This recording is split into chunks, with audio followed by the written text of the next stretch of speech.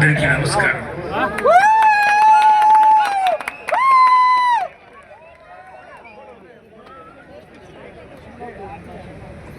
எப்போ தமிழில் தான் மேடையில் நம்ம மேடையில் பேசியிருப்பேன். இன்னைக்கு ஃபர்ஸ்ட் டைம் நான் இவ்வளோ பெரிய மேடையில் தெலுங்கில் பேசுகிறேன்.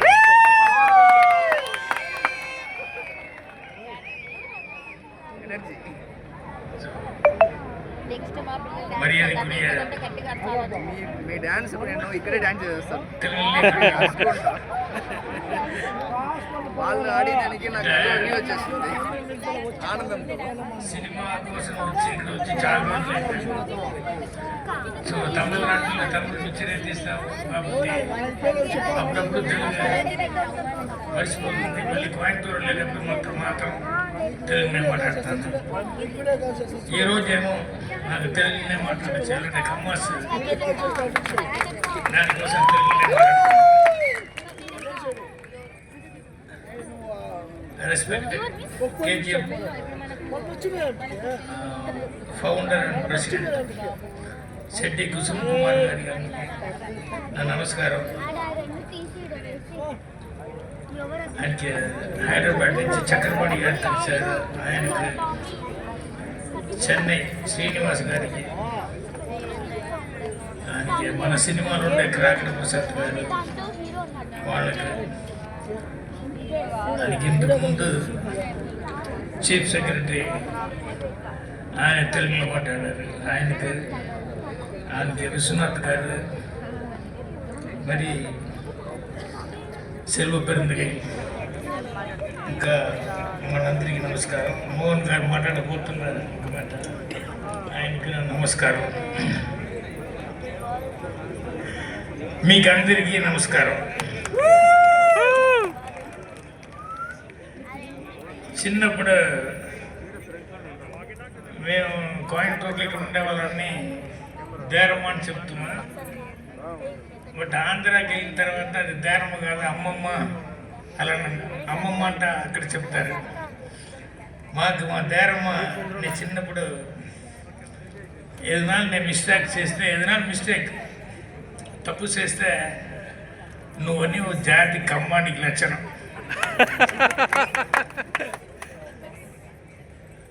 ఇంకో పాలు ఏదైనా మిస్టేక్స్ చేసే ఏరా ఇది కమ్మాటి చేసే పనా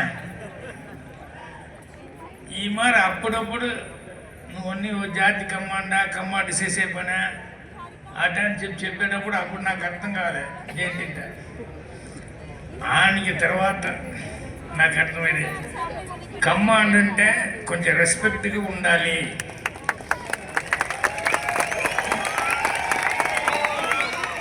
కమ్మ అంటే ఎక్కడైనా మర్యాద కాపాడుకోవాలి. సో అప్పుడు మా అమ్మమ్మ నన్ను తిట్టినప్పుడు నాకు స్కూల్ డేస్ అప్పుడు అర్థం కదా. తర్వాత కొంచెం అర్థమయ్యేటప్పుడే మనకి ఏం రెస్పెక్ట్ ఉండదు, అది ఎట్లా కాపాడుకోవాలి, ఆ విధంగా మనం నడుచుకోవాలి.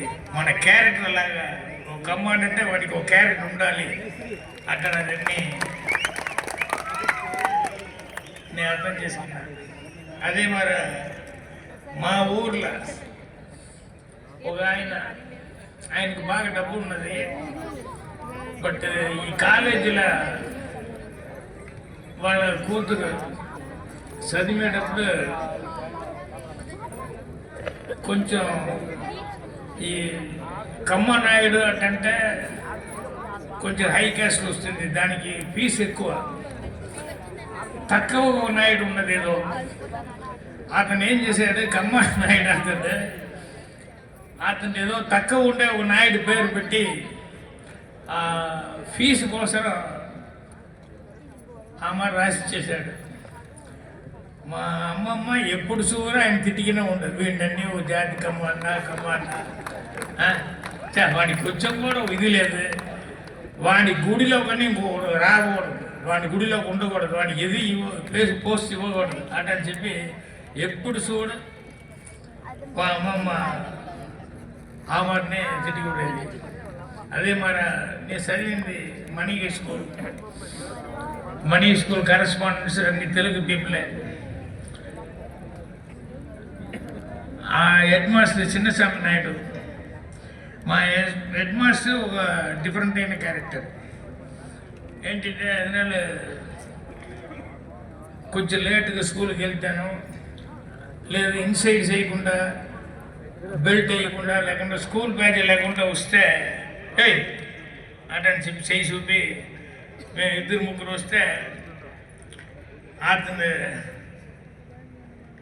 ఎందుకు ఇన్సైడ్ చేయలేదు అటని చెప్పి అంటే ఆ స్కూల్లో ఓన్లీ కమ్మాళ్ళు వాళ్ళు మట్టు చదవాలి, అన్ని క్యాస్ట్ పీపుల్ ఉంటున్నారు, ఎక్కువ కమ్మాళ్ళే ఉంటున్నారు.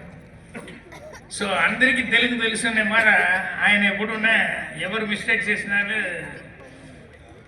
అతను వచ్చి ఎందుకురా బ్యాచ్ వేసుకోవాలి, ఎందుకురా బెల్ట్ వేసుకోవాలి అటని చెప్పి తిట్టేవాడు. పిన్నాళ్ళు కొంచెం బ్రిలియంట్ కదా, వాడిని తక్కువ కమాండ్గానే ఉంటే కూడా, నాయుడు తెలుగని తెలిసి ఉంటే కూడా వాడిని ఏం చేస్తున్నంటే అన్న ఇల్లు నీకు వందుగా అటంటే కూడా కూడా కూడా అట కమాండ్ అంటే మట్టుగా మా హెడ్ మాస్టర్ తిట్టుతారు. ఎందుకంటే కమాండ్ ఈ మారు ఉండకూడదు, కమాండ్ కరెక్ట్గా ఉండాలి అటని చెప్పి దాని నుంచి ఆ స్కూల్లో చదివే వాళ్ళ ఎక్కువ పిల్లలు హెడ్ మాస్టర్ పిలిస్తేనే తెలుగు తెలిసిన వారినే చూపించుకోరు, తెలుగు తెలిసి ఉంటే కూడా. ఆ మాట మా హెడ్ మాస్టర్ ఆ మాట క్యారెక్టర్ అంటే ఎలా ఉండాలి అటనే మరి ఆయన కూడా చాలా ఇది చేసేవారు. ఆయనకి నేను చదివేటప్పుడు నాకు చాలా ప్రౌడ్గా ఫీల్ అయిన మ్యాటర్ ఏంటంటే, మనం కోయంబత్తూరులో అందరినే కోయంబత్తూరులో ఎక్కువ మిల్లు ఉన్నది, లక్ష్మీ మిల్స్ నుంచి ఎల్కేజీ నుంచి గోపాలకృష్ణ మిల్లు ఆ మాట అన్నీ అందరూ నాయుడే, కమ్మాస్ నాయుడే. అక్కడ ఆ క్యాస్ట్ చూడకుండా అందరికీ కాలేజీలో సీట్ ఇచ్చేవాళ్ళే, అందరికీ స్కూల్లో సీట్ ఇచ్చేవాళ్ళే. అదే మిల్లులు కూడా వచ్చేసేదానికి అన్ని క్యాస్ట్ పీపుల్కి మన ఆ నాయుడు పీపుల్ అంటే అంత హెల్ప్ ఉండేవాళ్ళు. అది అందరికీ చాలా ప్రౌడ్, చాలా హ్యాపీ ఫీల్ అయ్యాం. ఆ టైం అప్పుడుదా జీడి నాయుడు గారు అప్పుడు పెద్ద సైంటిస్ట్ అని చెప్పి పేరు తీశారు కదా. ఆ టైం అప్పుడు మాకన్నీ స్కూల్లో చదివాము, మాకన్నీ ఉండరు ఆ స్కూల్లో. ఏంటంటే ఆయన ఒక ఎగ్జిబిషన్ కండక్ట్ చేశారు. ఆ ఎగ్జిబిషన్ వచ్చి వెజిటేబుల్స్ అన్నీ మామూలు ఇంత సైజు ఉండే ఒక వెజిటేబుల్ వచ్చి అది ఎంత ఒక 30% 50% అంత పెద్దగా అది వచ్చే మార ఫార్మింగ్ వచ్చే మార ఆయన కనపడ్డారు. అది అందరి ఆ మార ఎన్నో ఆ సైంటిస్ట్గా ఏదేదో చేశాడు. ఆయనకి వాళ్ళ యుఎంఎస్లో వర్క్ చేసే ఆల్ వర్కర్స్ లేబర్స్ కన్నీ మంత్లీ శాలరీ ఇచ్చేటప్పుడు అతను రేడియో ఫ్రీగా ఇచ్చాడు. అప్పుడు రేడియో వచ్చిన కొత్త, రేడియో అంటే కాస్ట్, బట్ ఆయన రేడియో ఫ్రీగా ఇచ్చాడు. ఆ మాట జీడి నాయుడు గారు కొత్తగా ఇన్వెస్ట్మెంట్ ఏమేమో సైంటిస్ట్ కాబట్టి ఏదో ఇచ్చేసాడు. ఆయన ఒక ఎగ్జిబిషన్ కండక్ట్ చేశాడు. ఆ ఎగ్జిబిషన్లో వచ్చి 60 years ముందే ఆ ఎగ్జిబిషన్లో ఇప్పుడు మనకి ఏదేదో కొత్తగా ఇప్పుడు సైన్స్ ఇంప్రూవ్మెంట్ వచ్చింది, అవన్నీ వచ్చింది. అప్పుడే ఆయన బోర్డు పెట్టాడు. ఏంటంటే అక్కడ ఉండే షాపింగ్ ఒక 100 షాప్స్ దగ్గర ఉండు, వెరైటీ షాప్స్. అక్కడ వచ్చి ఎవరు எதையுமே దొంగతనం செய்ய முடியாது, திருட முடியாது அட்டன்னு చెప్పి ఒక అనౌన్స్మెంట్. இது இந்த எக்ஸிபிஷனில் யாரும் எதுவும் திருட முடியாது, அதை மீறி திருடி வந்துட்டீங்கன்னா உங்களுக்கு அதை விட டபுள் ப்ரைஸ் நான் பணமாக கொடுத்துருவேன். ஆனால் திருட்டுத்தனம் பண்ணி மாட்டிக்கிட்டீங்கன்னா நான் சொல்கிற பனிஷ்மெண்ட்டுக்கு நீங்கள் ஒத்து வரணும் ఆ మరి ఓ బోర్డు పెట్టి కండక్ట్ చేశారు. ఒక మనిషి కూడా అక్కడ ఏదైనా తెప్తి చేయి ఉండలేదు. ఏంటంటే ఆ టైంలోనే అతను ఎట్ట టెలివిజన్ కానీ వేరేదో కానీ ఏం విశేషాలు తెలియలే, అంత బ్రిలియంట్గా ఆయన విశేషాడు. సో ఫస్ట్ మన జీడి నాయుడు అక్కడ ఆయనే బస్ సర్వీస్ అవన్నీ వచ్చింది. అవన్నీ చాలా అప్పుడు పెద్ద ప్రౌడ్ ఉన్నది. పర్వాలేదు, మన కోయంబత్తూరులో జీడి నాయుడు మనకు అన్ని ఎంత పేరు తీసి పెట్టారు అంటే మరి. అదే మరి నా చెన్నైకి వచ్చిన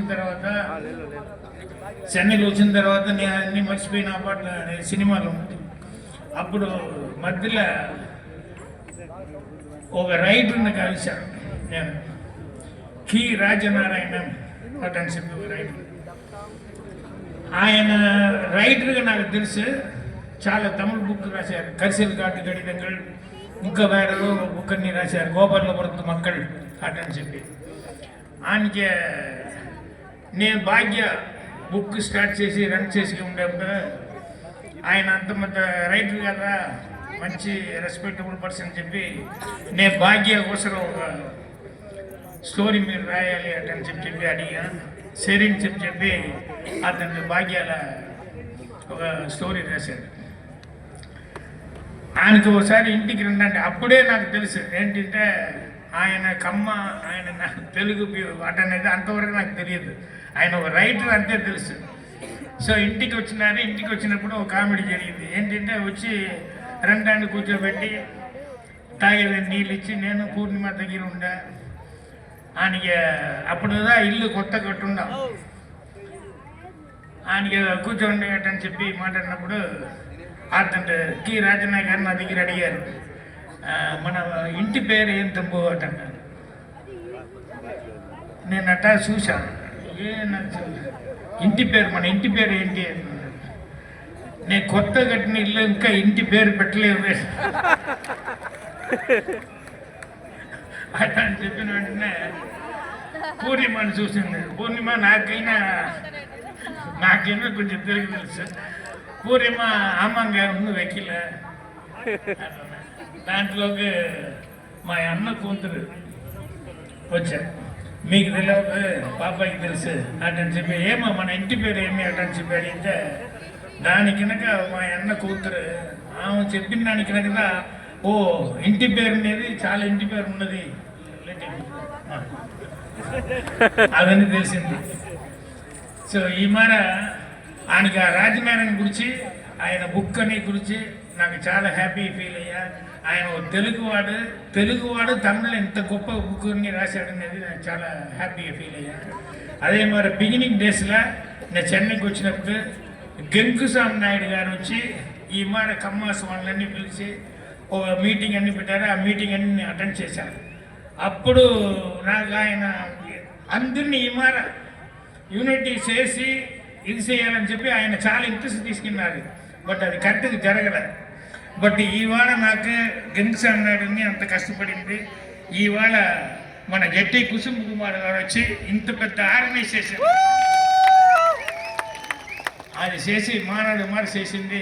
నాకు చాలా హ్యాపీగా ఉన్నది, ప్రౌడ్ ఉన్నది. మన ఏం అడుగుకోవాలి, ఏం మన కోరిక పెట్టాలనేది వచ్చి మన అడగాల్సిందిలే. ఇప్పుడు ఇంతకు ముందు మాట్లాడిన కాంగ్రెస్ పీపుల్ వాళ్ళనే చెప్పారు, మీ స్ట్రెంత్కి మీరు ధారాళంగా ఎదగాల్సిన అడగచ్చాడంట. మన వాళ్ళు బాగుండే దానికోసం ఖండిపుగా అది జరగాలని చెప్పి కోరుకుంటున్నా. థ్యాంక్స్.